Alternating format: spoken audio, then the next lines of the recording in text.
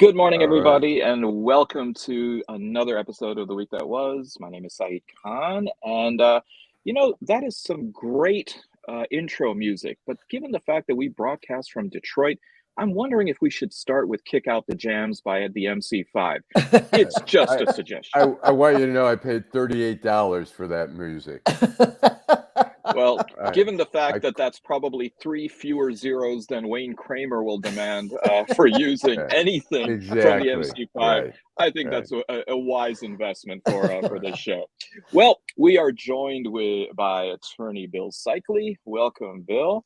We are going to be joined, hopefully, by former Detroit Free Press reporter Darcy O'Connell. She's running a little bit late with a scheduling conflict. McConnell. Did I say McDonald? Oh, you said O'Connell, so O'Connell. That's fine. Don't worry about it. Okay, I will. Both Irish names. I will. There's now a death fatwa from Dublin for me for getting that confused. All right, I will avoid Aer Lingus like the plague. We are joined by veteran journalist Nancy Derringer, and of course we have got co-founder of Deadline Detroit, Allan Lengel. Another chock full of news week that we have. So let's go ahead and start with people who actually claim to be news people themselves. And we got a finger up from Nancy. I just want to say, when you say avoid Aer Lingus like the plague, doesn't it ever strike you that Aer Lingus itself, the name, sounds like a disease? No, it sounds like a disease to me. Aer Lingus. It sounds like something like, no, man, I'll do everything, but I'll never do Aer Lingus. Didn't Meatloaf sing that, Alan? Yeah. Well, sorry. All I know is now I'm not the only person who'll get banned from Dublin because we've all disparaged Ireland. Tucker. Yeah. Carlson. Okay, we've got a great video. We've got some video. Fox News executives reportedly have a dossier of dirt on him. Yeah, to keep him from attacking the network. That's right. They apparently have him saying the most vile things you can imagine. And the way they compiled it, and this is genius, is by turning on his television show and pressing record. So I think the next Oxford Union debate should be between the dossier of Carlson and the binder of women of Mitt Romney to see which has more impact on society. So what are we to make of Tucker Carlson's departure, notwithstanding Schadenfreude? Everything comes to an end. I think that's the biggest takeaway. I mean, he replaced Bill O'Reilly, who everybody thought was this monolith that would never be toppled, and he was toppled. The dossier absolutely doesn't surprise me. He strikes me as a son of a bitch from the jump, and there's son of a bitch is going to son of a bitch. I think the best take on this was written by Jack Schaefer at Politico, who's the media writer at Politico, and he said essentially Fox News, nothing is bigger than Fox News. It's like the Catholic Church. No one bad priest is going to topple the Catholic Church. The Catholic Church takes care of itself. And like any great any great powerful organization, when it's threatened, it takes care of itself. And, they'll find an understudy. This is all about Eve. There is somebody at Fox News who's doing makeup and camera tests right now in preparation to take over, who will do exactly what Tucker Carlson did. And within 6 months, nobody's going to know the difference. It's going to be Tucker who. So that's me. If I could steal one of Alan's expression, from your mouth to God's ear, that this is the end of Tucker Carlson. I hope you're right, Nancy. I'm going to spend a lot of time hoping you're correct. Unfortunately, I don't think so. He's going to pop up his racist head someplace. Oh, yeah. You don't think so, Alan? Oh, no. I'm saying absolutely. I didn't say he's going to go away forever, but it's going to be a series of steps down. I mean, where is Megyn Kelly now? Well, she's right got at a this podcast. very moment? Right, No. think she had breakfast. Alan has her on Find My Phone location services. In a poster on Alan's bedroom wall. No, my living room has 20 Megyn Kelly photos. I mean, Megyn Kelly it's a gallery. Left with great, everybody was sorry about Megyn Kelly. She flamed out as a daytime talk show hostess, mainly because she's apparently some sort of alien bitch. Now she has a podcast. Okay, she has a podcast. Bill O'Reilly, writes his terrible books, and he's got some kind of side gig too. I'm not saying he's going to disappear entirely, but it's a downgrade. He's going to be seriously downgraded. He'll end up on Newsmax or whatever the fuck, and be terrible there, but he will never again have that kind of audience. I'm sorry to interrupt you. Go ahead, Bill. I have two. Oh, did I cut you off, Bill? Go ahead. I have two good Bill O'Reilly stories. One is that when he went on the Jon Stewart, on the Daily Show, he had just written his book Killing Lincoln or something. Yeah. And when Jon Stewart introduced him, he says, "Here's his new book, Killing Lincoln. It's an autobiography." And then the other thing was, it was funny. My mother, when I lived in DC, she had a little stretch of time where she suddenly got into Bill O'Reilly, and I don't know why. And I'd be like, and I'd call her and go, "Hey, Mom, what's going on?" And she goes, "Did you listen to Bill O'Reilly last night?" I go, "Mom, why are you listening? He's a jerk." And she goes, "I know, but he's such a devil." And she eventually got over it, where she said, "I've had enough of him." So. Well, I mean, speaking of Jon Stewart, I remember famously schooled Tucker Carlson when Tucker was on CNN's Crossfire. That was great television. But Nancy, you mentioned the Catholic Church and made an analogy to this whole thing. Even the Catholic Church had to deal with somebody like Martin Luther, who pretty much cut the church's potency in half. And I believe right now Fox News has their own issue with a Martin Luther-esque kind of challenger who is a former producer by the name of Abby Grossberg, suing Fox News. Nailed 99 theses to the door of the Fox's cathedral in Times Square.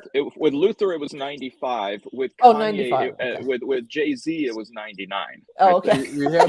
We have a video of Miss Grossberg talking about. She's asked if she was spying on Maria Bartiromo. Is that Bartiromo? Bartiromo. Yeah. Okay, and here we go. So you spied on Maria for your Fox bosses? Yes. I not spied. I would tell them what she was doing if there were things that concerned me. Yeah, well, that's spied, really, isn't it? Wow, what a thing to put out there. Maria Bartiromo and Kevin McCarthy. I have no idea if there's anything to that, but I went back to their interviews, and there does seem to be a hint of chemistry. Joining me right now to weigh in is California Congressman, House Minority Leader Kevin McCarthy, and it is great to see you. Thanks so much for joining us, Congressman. Thanks for having me back. Did you see that? Let's take a look back at that smile in slow motion here. You can see. Oh. Hello there, sexy. The last time I saw anyone bat their eyelashes like that, it was the camel I was riding in Morocco.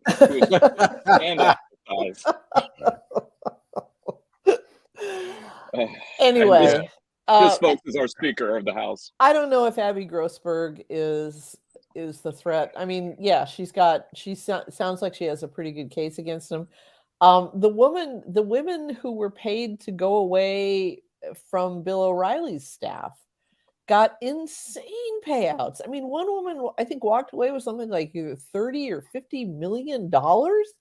Like, man, that is like, she must have had some shit on that guy to get that kind of money. And my guess is that they'll settle with Abby Grossberg too. And at some point, she'll, as our many lawyer guests have pointed out in the past, at some point she'll say, do I really want to go through this, or do I want to walk away with a check like this and enjoy the rest of my life? I mean, I think the woman who, I can't remember her name, who Gretchen Carlson?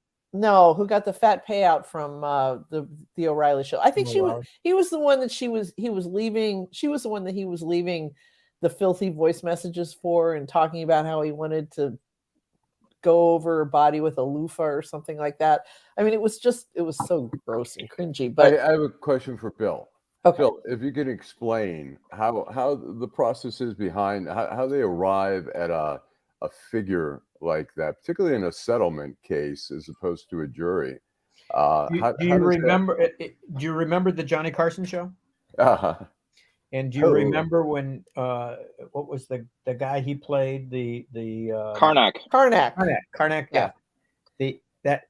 Look, what you do is you look at the odds of success on the merits, and then you determine what jurisdiction you're in to determine whether or not you just get actual damages or you get punitive damages. And you look at the history of related cases. Most attorneys who do big cases, in virtually every major case I've been involved in, we mock try these cases. And we ask the jurors, what would you give? And we read the actual jury instructions, and that's how you come up with it. Look, I'm still trying to figure out, this is probably on our list somewhere, why they settled the Dominion case. Because I think they would have probably done much better at trial. They would have had to deal with the appeals. And that's the great benefit to settlement is you get a check then. Yeah, that's what we thought. 5 years of appellate practice. But, there isn't a clear formula. And if you're in a jurisdiction where you get punitive damages, the jury can look at the value of the company and determine what would it take to punish this company. Because look, $1 million award against Fox News is like, so what? It's the old Dr. Evil movie, where they want $1 million. and they laugh because it's no money today. And when he asked for $1 billion back in the 60s, they said, ha ha ha, there is no such thing. We don't have that much money. Well, it's like taking the cash payout on the Powerball. I mean, you'd be a fool not to go ahead and do that. Yes. Well, that's true. And there is, of course, another case coming up with Smartmatic, which is looking at about $2.5 billion. And it looks like that one is going to stick as well. So I guess it really depends then on how Fox News goes ahead. I mean, Fox News is their lawyers aren't stupid. They do not want the jury to know what that company makes a year. Right. Because to punish that company, to really punish that company for doing something that was clearly wrong, they did it and they knew it was wrong when they were doing it. Those punitive awards could be astronomical. Yeah. So one rumor going around is that Murdoch is looking to dump Fox News, and that having Tucker Carlson on the payroll would have been like having a sump pump that keeps flooding your basement. So the fact that he was trying to get rid of some of the liabilities, if you will, I mean, it's a tantalizing idea, given the reach of News Corp around the world, and the fact that Murdoch seems to not want to leave this headache to his sons. So this sounds like Succession to me. I don't. It doesn't sound too much like Murdoch. I mean, I think Murdoch really likes Fox News. I mean, it's the culmination of all the work of his life, which is to show that there's always a bottom to be reached if you're diving for it. And it's his creation. I mean, yeah. He's got the Wall Street Journal, he's got the Times of London, which are great publications, but they're not his. He's got the New York Post, but he didn't create it. But this is like, he created something from nothing and did an amazing job. Well, he even gained American citizenship just so that he could then go ahead and purchase American media assets. So, I mean, there's a sacrifice. But that was the worst day of work the Department of Immigration ever did, was granting that guy's citizenship.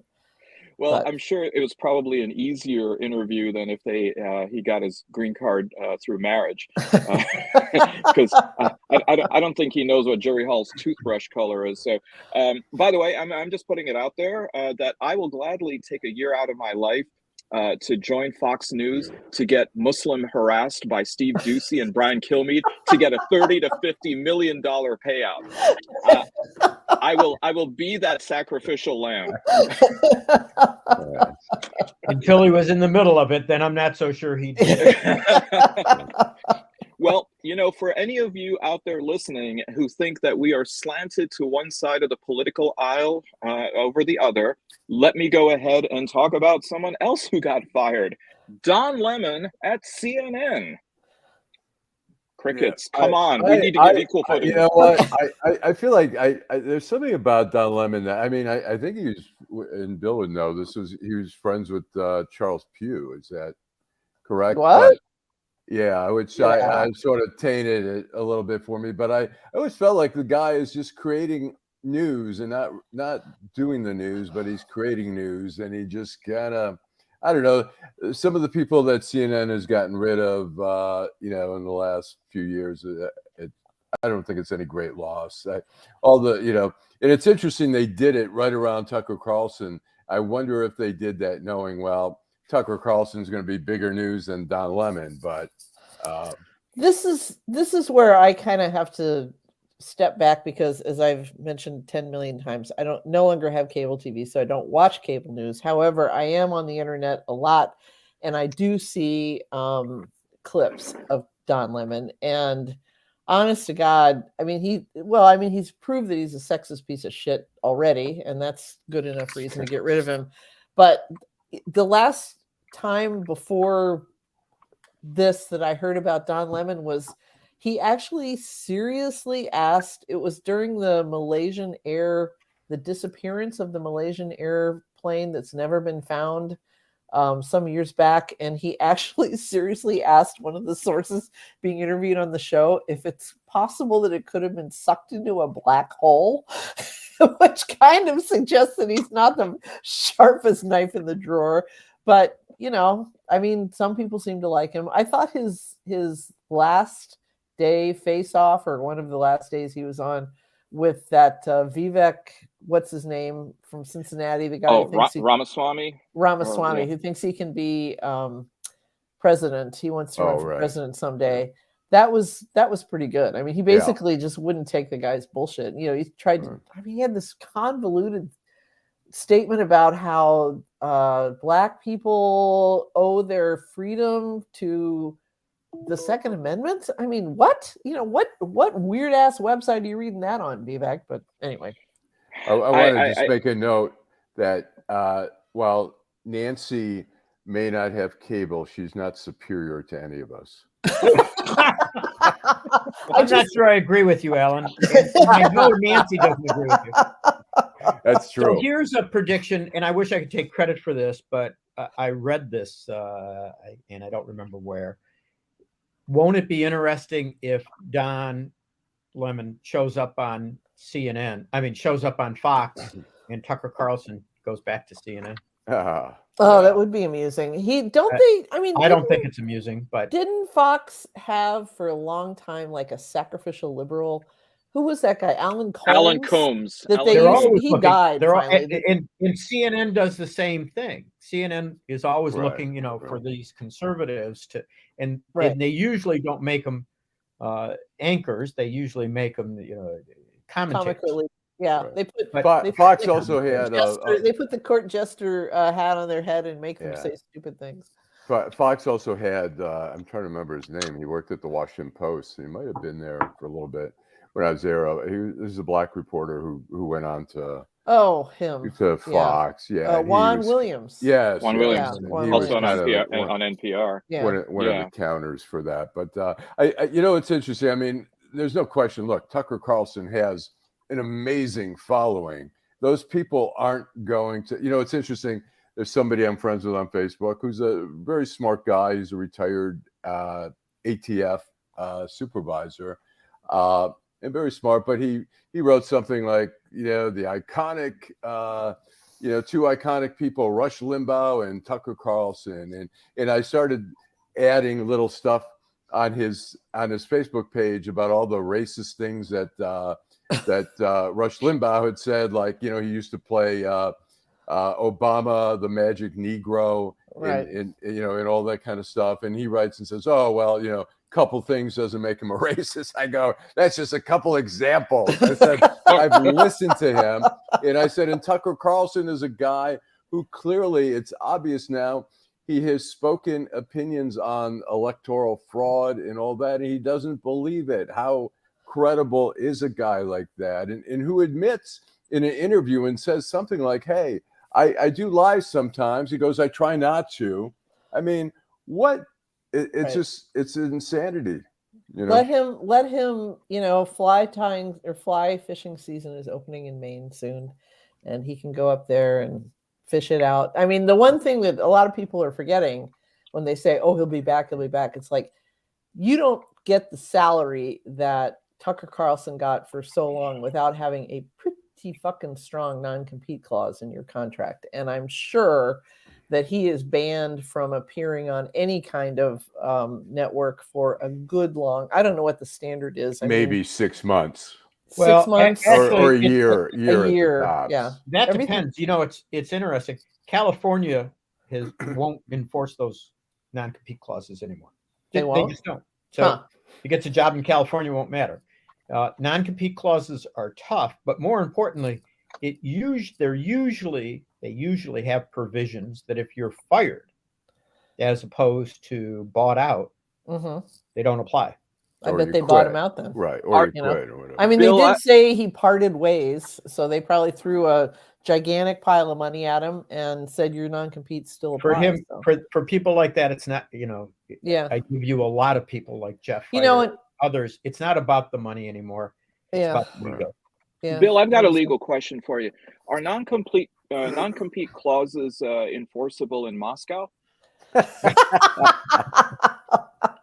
Because I think instead of going flying fishing in Canada, he might be going to the Volga River. Exactly, going for some salmon, on those Siberian Russian rivers, or sturgeon, sturgeon.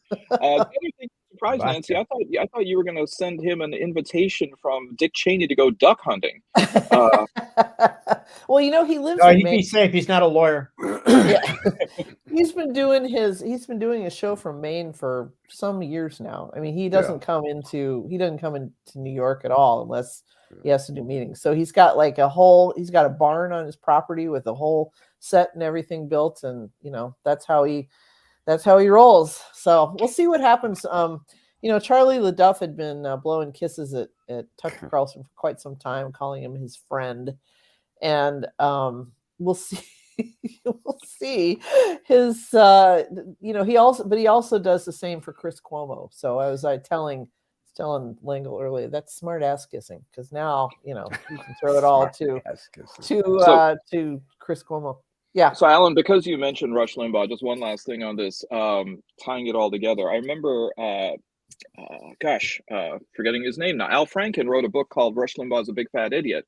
Right. And in that, he used to refer to the Hannity and Combs show by having Hannity's name in regular font and Combs' name in 2-point font throughout the book, just showing you the asymmetric nature of that particular relationship.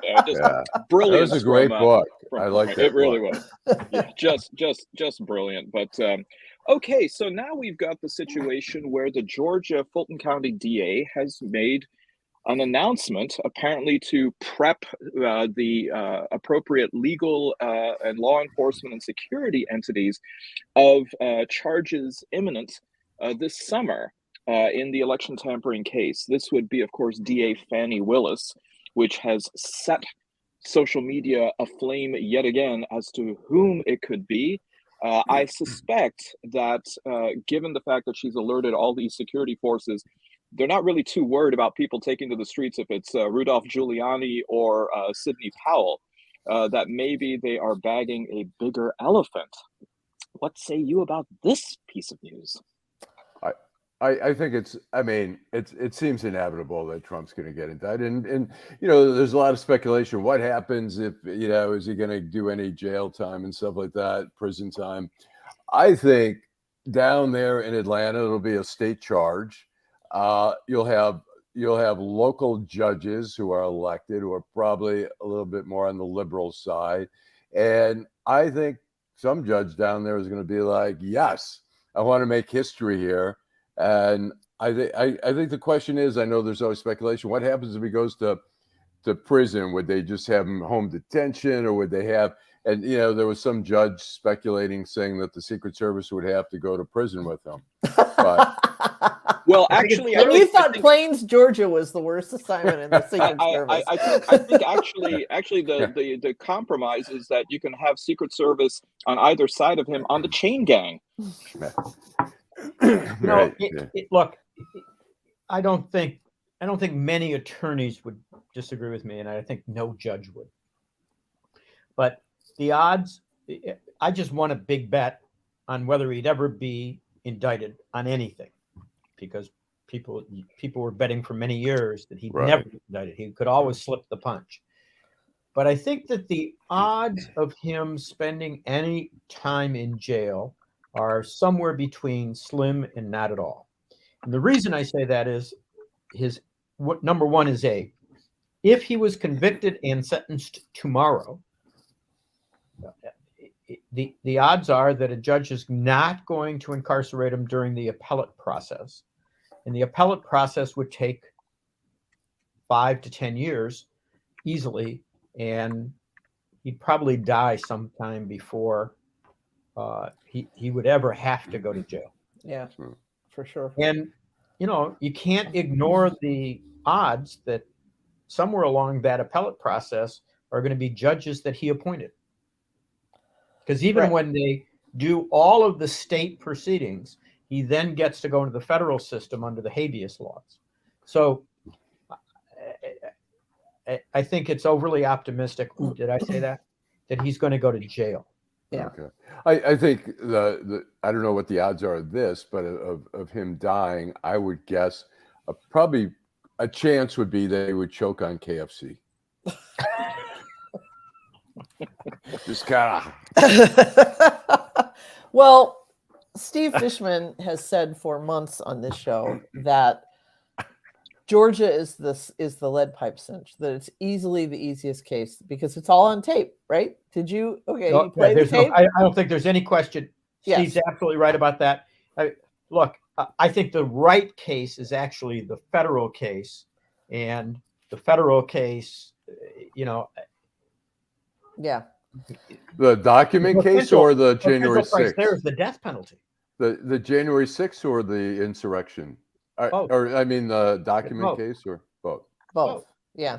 I think that the insurrection case and the attempt to overturn the election through the federal charges are the more serious charges.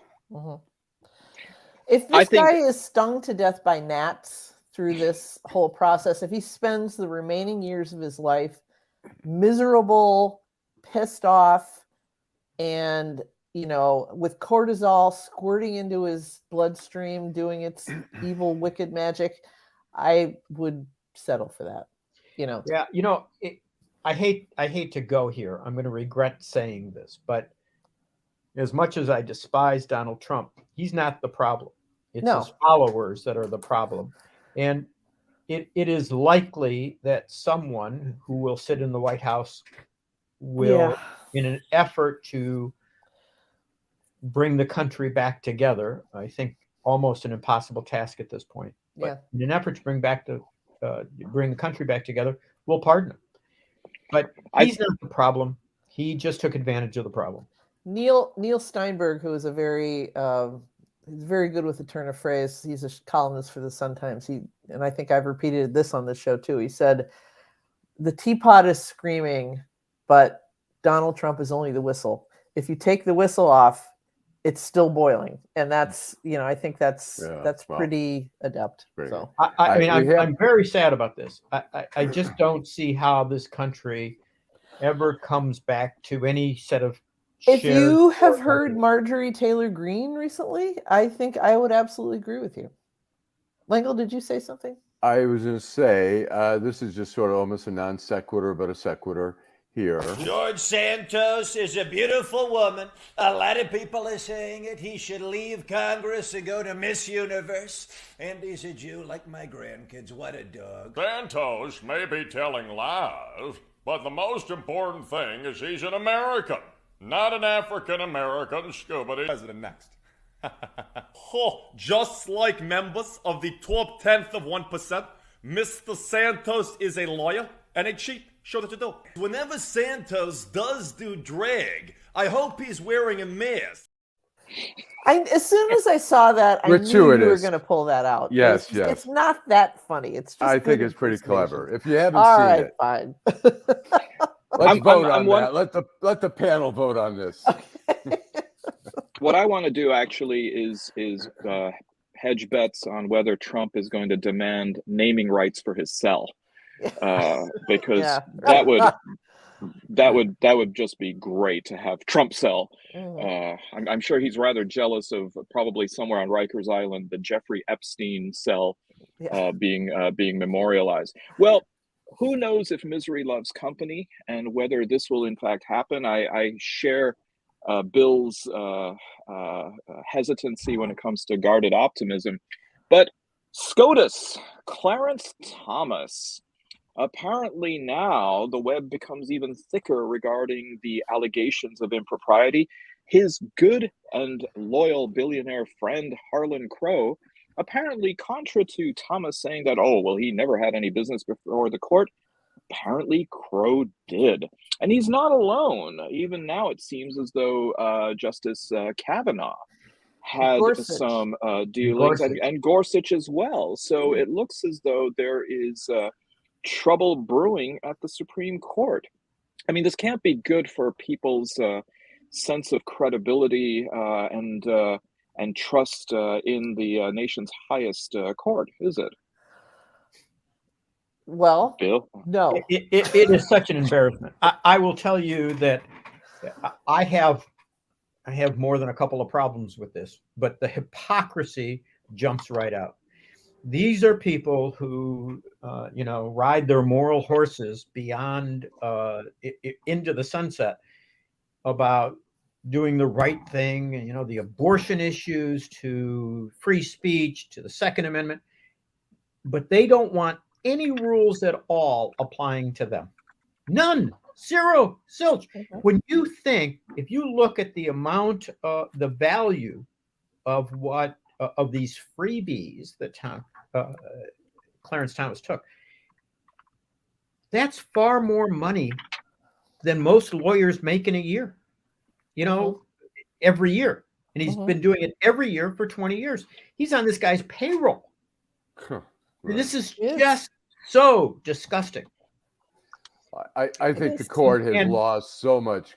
Yeah, go ahead. And any judge who did this on the bench, on the federal appellate bench or in the trial courts, would be removed. It's not even a close call. They would be removed. Look at what they did to Abe Fortas, who did far less.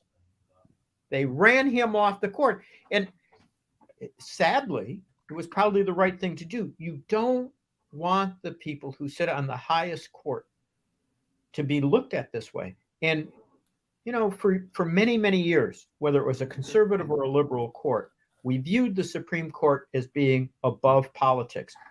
They clearly aren't now. They clearly aren't now. It's embarrassing. As an attorney, I'm embarrassed. Yeah. When I worked at the Detroit News, I was covering federal court.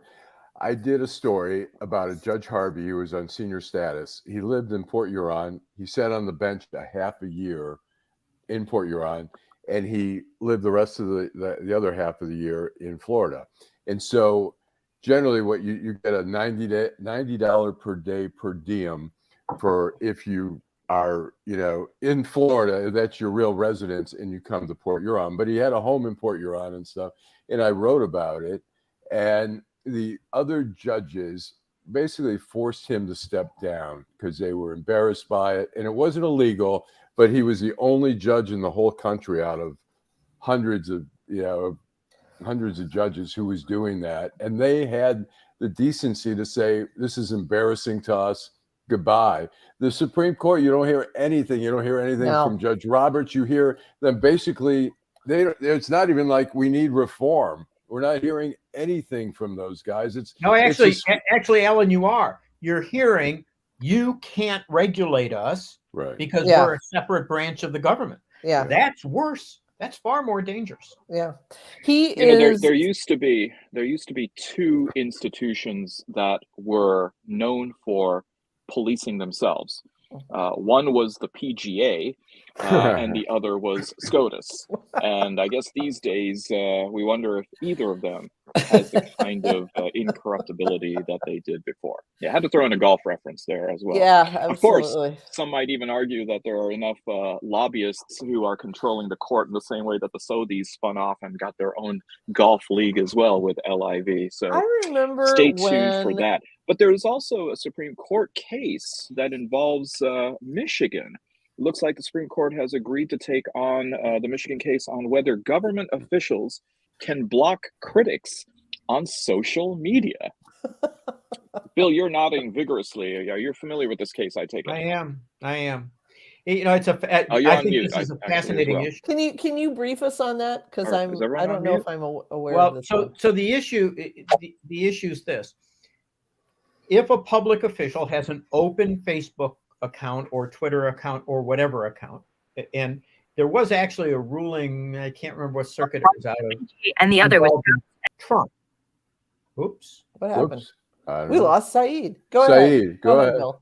He'll be we'll back. get him back, hopefully. Yeah. Go ahead, Bill.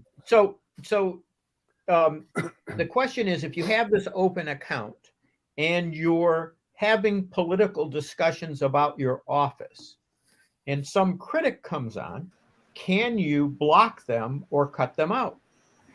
And with Trump, the ruling was he could not. That's a violation of the other person's First Amendment right because they're acting as a government actor. Okay. Now, it's clear that if you have a closed Facebook account, you only let your mother and your aunt and your cousins on, your dearest friends, it doesn't apply. If you only posted pictures of your kids and didn't have any political commentary, that would probably work. The problem is that these people use it as a political tool, a clearinghouse. And because they're government actors. Can I ask you, who is the official in question here? It's a Port Huron City Council person, if my memory serves. Yeah. Oh, okay. Yeah. Interesting. But I remember there's also other cases from around the state, but other. Right. I mean, I've heard of this happening. It's interesting. There was a case in Grosse Pointe a few years ago where the school district got a restraining order against a parent who had written no fewer than 600 critical emails to members of the administration in the course of a single, school year, or even less than a school year. And they argued anyone who is this dedicated to bitching at us, via email is probably dangerous. And they were able to get, they said they don't want him on school grounds. I mean, he can talk to us however he wants, but he cannot come onto school grounds. So that'll be an interesting one to see play out. Well, I think there was also a case in the Rochester public schools. That's really not an uncommon the other one. Situation. School district. Yeah, right. I'm sorry. Say the Rochester school. No. The superintendent was. What was he do? Oh, he was like keeping. Is this the dossiers on parents' case? Yeah. Tell us more about it, Saeed. You're more briefed on it than I am. I think it had something to do with I think the allegation was that he was then letting these parents' employers know and complaining to them. That was it. For things that they were saying. So he was kind of reverse trolling the situation and potentially interfering with their employment relations. Yeah, I mean we're talking about, as Crazy. Mean Girls would say, girl on girl crime. Yeah. True. It's funny. Yeah, but I mean, so where do you see this going as far as I mean, now we see a lot of First Amendment issues coming up, Bill. Any predictions as far as where you see the court going with this? I don't think this is a difficult case. I just don't. Here's where I think it's interesting. This Supreme Court will contradict a lot of its other rulings in this case. First of all, isn't it obvious that if you use the social media platform as the public square, if you will, then if you're a governmental official and you stop someone from participating, you got a pretty clear First Amendment violation. I think they're going to uphold that. The problem is that if you are a textualist, quote unquote, as they claim to be, and you got to look back to 1776 to figure out what they were thinking back then. They didn't have an internet. And what do you do? So look, I've always believed, I was always taught, and it wasn't until the 80s with Scalia did we get into this notion that the Constitution's not a living document. The brilliance of the Constitution is that it could adjust to changing situations, changing economies, changing times. Yeah. If we go back to, the reading of the pure text, what was the intent when it was created? It's all going to, this will be a great contradiction to their earlier opinions. We'll see what happens. It's interesting if you see like Dana Nessel's we all frozen? official Twitter page as opposed to her private Twitter page. It's almost indistinguishable. I mean, she has a lot of stuff going on there, and I don't think she tries to block people, but she gets attacked because her opinions are honest sometimes. to God, why sometimes I read the reactions to Gretchen Whitmer's Twitter or something. Of course, Twitter has now been completely upended by this moron Elon Musk. But I read some of the responses to her, and I'm just astonished at how. I mean, they're like people who sit around all day at a keyboard looking for somebody to just yell at, And I mean, I thought I was bad, but I mean, these people are off their fucking bean. I mean, or they sit there with bot buttons and they just click a certain bot button. It's almost like a laugh track. I know. It's like Tony Roberts and Annie Hall. Give me a more vigorous chortle there. Give me a titter here. Yeah. Right. I have gotten in debates with on Charlie LaDuff's show. You'll see people going, Joe Biden ruining our country. We need, and I say, so we need honesty. And I say, so Trump is the answer? Yes, he's the answer to honesty. Why do you bother? God, it's a sport. It's a hobby. So basically what they're admitting then is if he's an answer to honesty, that's basically saying that it is the antithesis of honesty. Yeah. It's a rejoinder to honesty. So now, Alan, I think that what you intend to say rather than sport is you're a sadomasochist, but I'm not going all right, that too. I'm not going to question your multiple reasons. But he won't do Aer Lingus. I'm sorry. Don't ever ask me to do Aer Lingus. He would do anything. He would do anything for love, but he won't do that. So my question is, I mean, here we are well ensconced in Southeast Michigan. What the hell's happening on the other side of the state in Ottawa County? We have a, what is that called? Ottawa Impact. A county board with the commissioners, the Board of Commissioners, who have expunged any of the so-called paleo Republicans to now, and let me read this, the contract with Ottawa to quote unquote respect the values and faith of the people of Ottawa County and to quote secure the blessings of liberty for ourselves and future generations, which sounds a hell of a lot like the preamble, but they use the word posterity. And they've pledged to recognize our nation's Judeo-Christian heritage and celebrate America as an exceptional nation blessed by God. Blessed by God. Amen to that. Or Livingston County. Thank you, Michael. Yeah, exactly. That's Livingston County's going in the same You know, direction. But go ahead. I had a case over in Ottawa County. People told me I was crazy for taking it. And it was a pretty clear-cut case. Deck collapsed. My client was in the middle of the deck. It collapsed. She shattered an ankle. Oh. And the attorney representing the county was one of the most vehement, conservative, crazy guys, as far as I was concerned. There was. I mean, he took all kinds of positions I thought were nuts. He's the guy they fired. Yeah, exactly. I mean, you cannot out crazy these people. Yeah, that's absolutely the point. You cannot out crazy these people. And where are we going with this? Where does it end? And the answer is, it doesn't.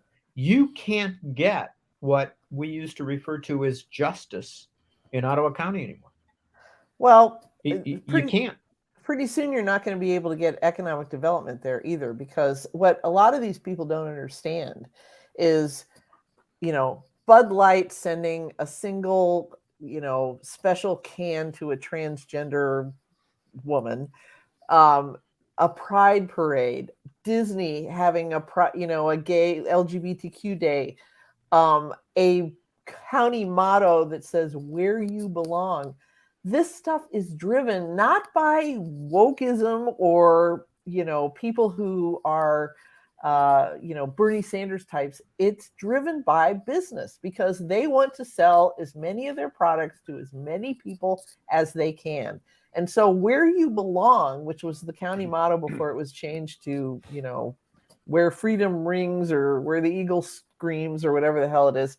I mean, that was something that they wanted to send a message to, to business locating individuals that were open, come on in. It's like, it's going to be fine here. Come to Ottawa County. Well, what they're doing now is they're saying go away. And sooner or later, I think. And they don't care about it. They don't care. Want them exactly. They do not care. But I can't help but think that it's going to tell on them eventually. I don't know. Maybe not. Nancy, I think you need to dust off your copy, your CD of John Ashcroft's greatest hits. It was "Where the Eagles Soar." Let the Eagles soar. Yes. I still remember that. That was the most cringy piece of video. Creepy Washington. Creepy and cringy. No, I thought the creepier one was him putting the burqa on the statues, to cover up their breasts. That I thought really sort of was cultural appropriation from my people. I thought that was Ed Meese that did that, but whatever. So, no. Ed Meese did WedTech. This was Fashcroft who did this. Saeed, you have an interesting Jerry Springer story, and since he's passed away, we have one little quickie, and then we'll tell your story. Okay, a baby is born. When the baby is born, the baby, in a sense, at least politically and socially, is colorblind. A baby doesn't know that there are different races. A baby grows up seeing children around that he or she wants to play with and can become friendly with. It is only the grown-ups, such as you, that teach our children to not like that person because the color of their skin is like that religion. Why do you do that? Jerry. Well, so the apocryphal story I have is that I bought the canceled check that he sent to a prostitute for 35 cents on the dollar. That didn't happen. You know what? That tells me, though, that Jerry must have been a very nice guy if a prostitute would take a check. I mean, usually they want cash, man, and they want cash before they even unbutton the first button. So I think he must have either been an excellent customer or just a really great guy. Now they must have those swipe. Okay, so this all begs maybe he did Aer Lingus. I don't know. Go ahead. No, I'm not going to let this go by because Nancy's Nancy. How do you know this, Nancy? Well, this. Don't you know this story? Haven't you heard the story about? How do you know this about prostitutes? Oh, okay. Well, because I just know. I'm a woman of the world. Okay. I think it's a fair assumption, but because she's a veteran journalist, Bill. Exactly. Right. Veteran journalist. Yeah, Nancy's so elevated. Oh, you three always stick together. Calls him. Yes. She does Rookie refer to him. rookie journalists wouldn't understand this at all. So, okay, you want to hear the Jerry Springer story? Yes. Okay. One time I was flying on Southwest Airlines through Chicago Midway on my way to Baltimore, Washington International. The front two rows of a Southwest 737 used to face each other. So 6 seats, kind of like being on a train. I walked in with a colleague. We were going to a press conference in D.C., so we were dressed up in suits.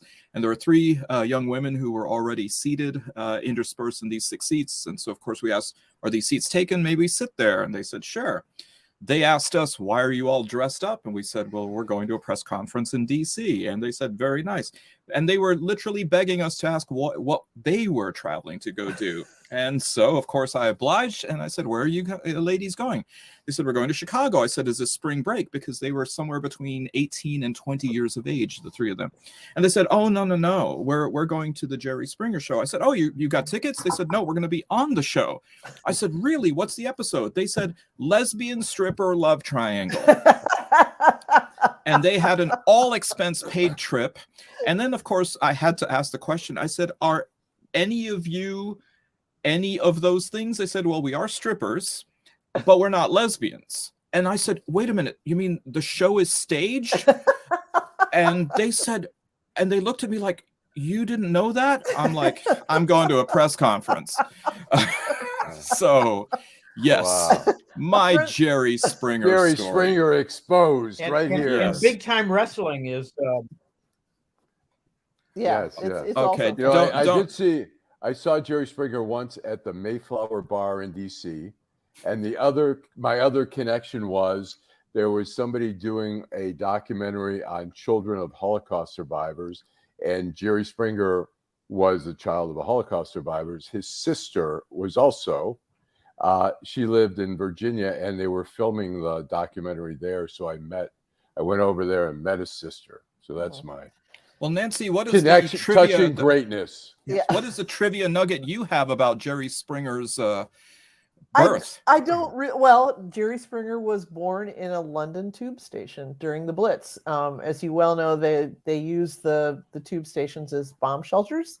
Being a Brit yourself, Saeed, you would know this.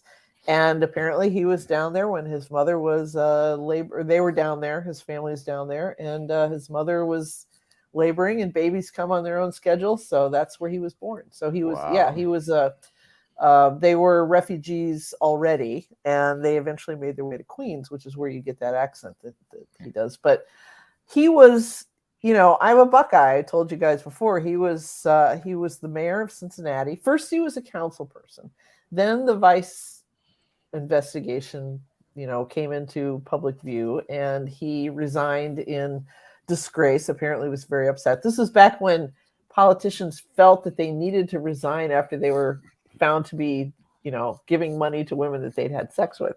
Anyway, so he resigned, but then he he decided to run for mayor after that. And there were these TV commercials that he would do where he would sit alone on a set on a stool, and he would say, look, I did this thing. I'm sorry. I made this mistake. I take responsibility for it. And it worked. And he was elected mayor. And eventually I interviewed him briefly for a story that I did in 1982 when he ran for governor in the Democratic primary. And I just want to make one little connection here. He washed out pretty quickly. He was always kind of a fringe candidate. But on the Republican side, the nominee was Bud Brown in 1982, who ran against Dick Celeste and lost to Dick Celeste. So Jerry Springer went on to, of course, become this showbiz icon. Bud Brown's son is Clancy Brown, who played the Kerrigan in Highlander, among other things. Yes, he's had a lot of roles. Most people would probably know him as the worst of the prison guards in The Shawshank Redemption, or if you had a child 20 some years ago, as I did, He's the voice of Mr. Krabs on SpongeBob SquarePants. SquarePants. So that is two weird connections to showbiz out of one election in Ohio. So go figure. And his mayoral his slogan during the mayoral race is, "At least my check didn't bounce." Oh man.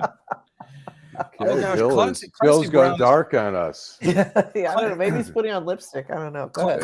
Clancy Brown has got to be one of the greatest characher actors ever. He's great. And I heard him interviewed on Fresh Air a few weeks ago, and he's a very personable guy. Bud Brown finally died last year at 90 something. He got COVID, but he lives in California with his family, and he's like Clarence Brown the fifth or fourth. I mean, that name just keeps coming down the generations, but I think he finally broke it. His own son is not Clarence Brown, so there you go. Oh, that's Right. did he name him James? James? Is Bill alive? Hey, Bill. I'm sorry, what? Did he name him James, like James Brown? Oh, here comes. Yeah, no, I don't know what he named him actually. All right, and Bill's back, and Bill's all back. is Only now he's William. all So. is William. I had to switch to a different computer. I ran out of juice. Oh, sorry. Okay. Oh, Well, there we okay. go. I mean, can Bill- I go Bill- back to Jerry yeah. Springer for Yeah, a of moment? course. Of course. I just want to tell you, I don't know anything about him. I avoided his show at all costs. After he left Cincinnati, I lost track of him because I thought the show was a little offensive. But it was. Guilty That pleasure. was though. the point. That was the Yeah. point. It was meant to be offensive. Yeah. I mean, apparently. given Cincinnati's conservatism and basically I being know. Northern Kentucky, yeah. I know. Well, but Cincinnati is full of hip, or at least it was at the time. Cincinnati was for generations run by people like what was the name of that guy who prosecuted Larry Flint and then became like one of the worst offenders during the savings and loan crisis? I forget his name. Keating? Yeah. Charles Keating. Yeah, Charles Keating was the Hamilton County prosecutor, and he, it's full of people who go to church on Sunday in Cincinnati, but on Saturday night they cross the river down into Covington, where the cigarettes are cheap and the booze is cheaper, and the strippers are naked, and that's where they go to sin. And they take checks. Yeah, they take checks. The strippers take checks. Right, exactly. Right. Classy city. Stay classy, Cincinnati. I saw a meme about Prince Harry, and he said, and it had this look on his face of revulsion. It says, "This is the look that Prince Harry has when he goes to a stripper bar and he sees pictures of his dead grandmother in the G-string of strippers because she's on the currency." So I'm like, there you go. Well, Alan, I think we're at that time for the show. All righty. Downtown Detroit, Robert Wells, Schmuck of the Week. Okay, Bill, who is your Schmuck of the Week? Yeah, I could get disbarred for this, but I can't help myself. It's got to be Clarence Thomas. I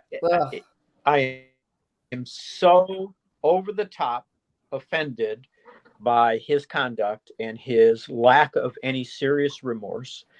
I'd love him to name the people who told him, "Oh, you don't have to report these little trivial gifts from your friends."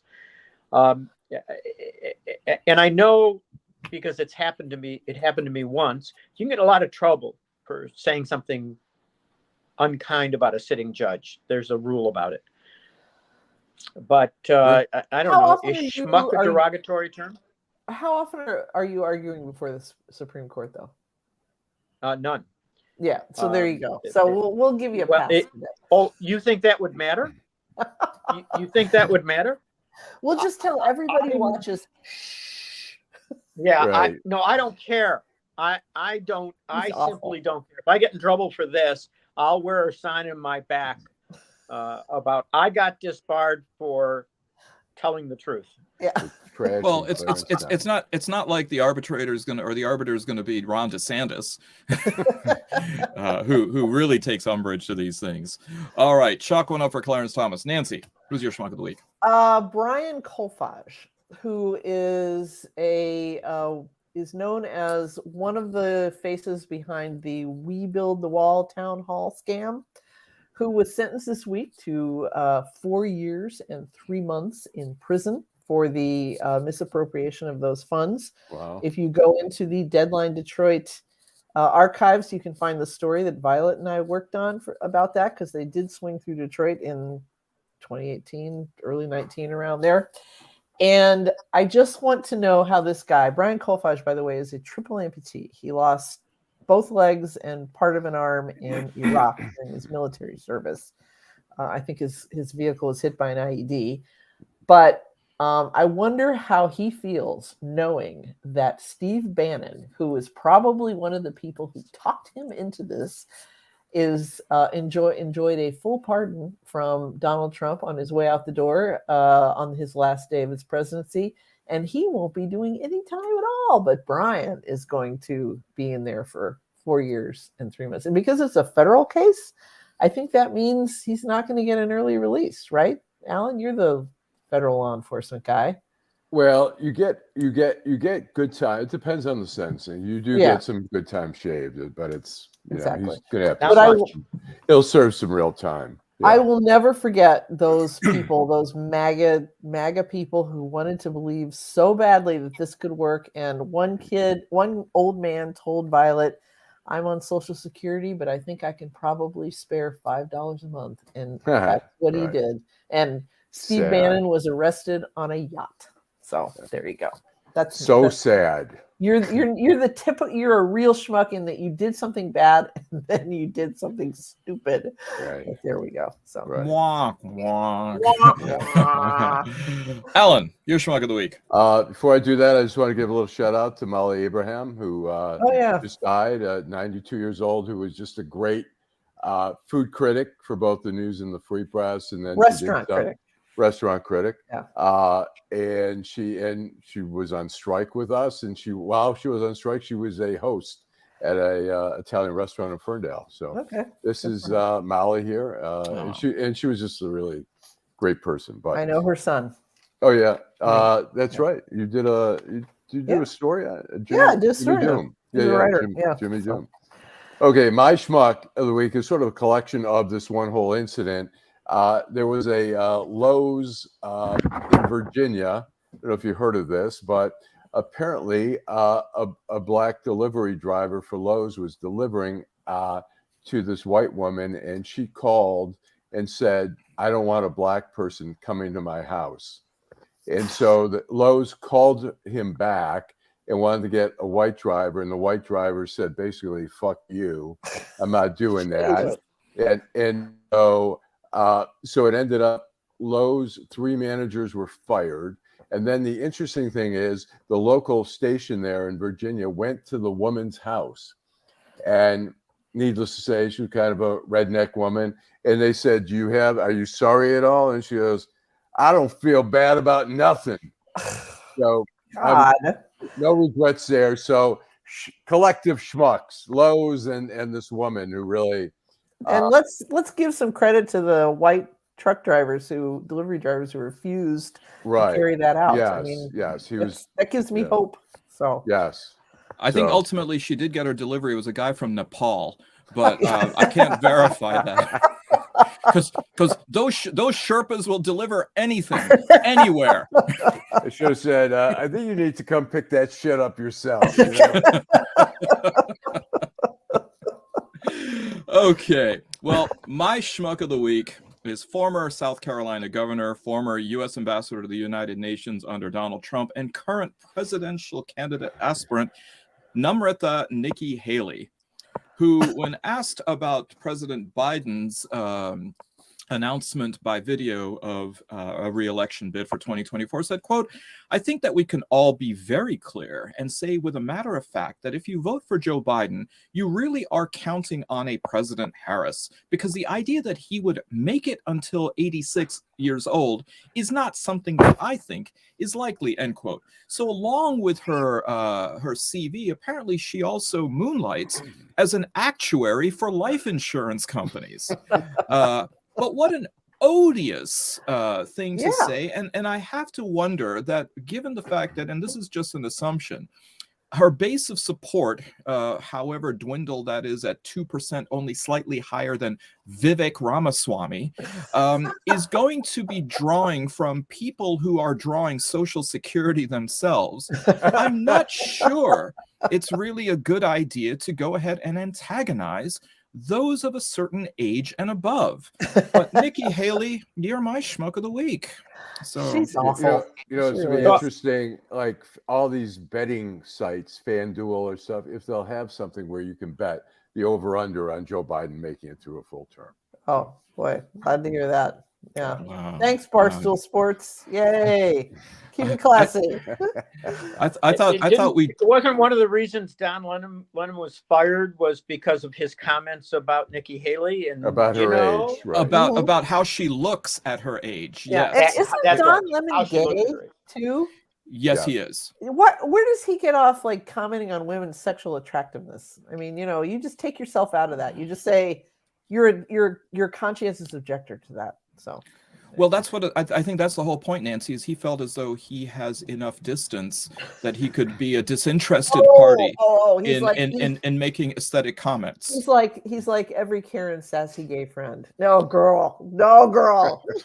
or a eunuch. They also work for Cosmo. But yes, we have that going on. Well, here we are at the end of another episode of The Week That Was. Thank you so much, Bill Seikaly. Thank you, Nancy Derringer. Thank you, of course, Allan Lengel, with the last word. Drive home safely. Everybody have a wonderful weekend. Take care.